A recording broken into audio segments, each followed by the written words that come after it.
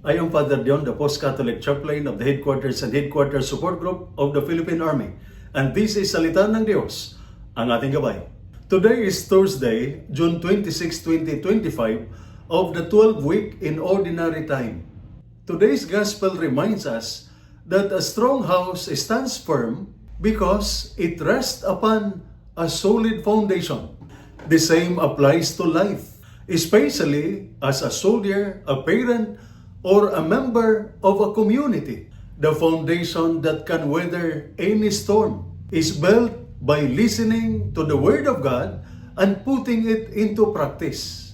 It is easy to say we have faith, but the reality of that faith is tested in moments of struggle, when trials arise in the family, when the duties of service become challenging, or when tensions mount within the community.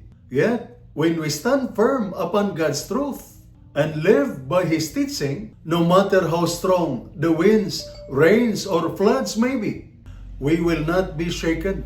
True strength does not come from relying on ourselves alone, but from anchoring ourselves in God, who never fails and never falters. This is the foundation that allows a person to remain steadfast and faithful through every storm. And this is Salita ng Diyos, ang ating gabay. Let us pray. Lord, grant me strength and perseverance so that my life may be built upon the solid foundation of your word and your love.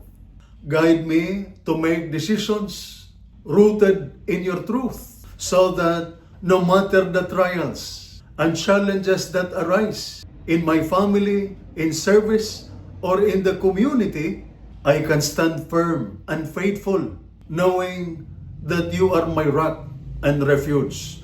Amen. And may the Almighty God bless you and your family, the Father, the Son, and the Holy Spirit. Amen.